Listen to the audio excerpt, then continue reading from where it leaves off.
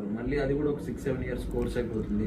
Medicine అంటే మీరు ఎక్కడ చదివినా 6-7 ఇయర్స్ పెట్టుకోవాలండి. 5 ఇయర్స్ అంటారు కానీ 1 or 2 ఇయర్స్ ఎక్స్ట్రానే పడుతుంది వాళ్ళకి, ఇంటర్న్షిప్స్ అవన్నీ కలుపుకొని. సో ఇప్పుడు ఉన్న ఈ జంజీ అంటే ఈ ప్రజెంట్ కిడ్స్కి వీళ్ళకి అంత లాంగ్ టర్మ్ చదివే ఓపిక ఉండట్లేదండి బేసిక్గా.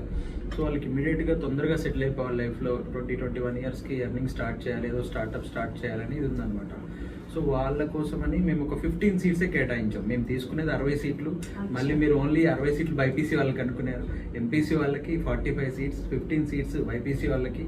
సో ఆల్రెడీ దాంట్లో 5-6 సీట్స్ ఫిల్ అయిపోయినాయి, కొన్ని రిమైనింగ్ సీట్స్ ఉన్నాయి. సో దానికోసం ఈ మెసేజ్ వాళ్ళకి ఇద్దామని చెప్పేసి. సేమ్ ఫీజ్ అండి, సేమ్ క్లాస్ రూమ్, ఏం డిఫరెన్స్ ఉండదు. వీళ్ళకి కొంచెం మ్యాథ్స్ క్లాసులు ఎక్స్ట్రా ఉంటాయి, బ్రిడ్జ్ కోర్స్ ఉంటుంది, ఏం ఛార్జ్ చేయరు. ఇంకా మీకు ఒక గుడ్ న్యూస్ ఏంటంటే నిన్న ఒక స్టూడెంట్ అడ్మిషన్ తీసుకున్నాడు. ఎంసెట్ లో 5000 ర్యాంక్ వచ్చిన స్టూడెంట్ కూడా తీసుకున్నాడు. ఎంసెట్ లో 5000 వచ్చిన ర్యాంక్ వచ్చిన స్టూడెంట్ కూడా తీసుకున్నారు. ఎందుకంటే ఇక్కడ లోకల్ ఇంజనీరింగ్ కాలేజ్లో చదివి 4 ఇయర్స్ చదివి మళ్ళీ తర్వాత నేను ఎంఎస్కి వెళ్ళి అక్కడ 2 ఇయర్స్ చదివి టోటల్ 6 ఇయర్స్ అవుతుంది. ఇప్పుడు అంత ఎక్కువ టైం పీరియడ్ చదవాలని ఎవరు అనుకోవట్లేదు.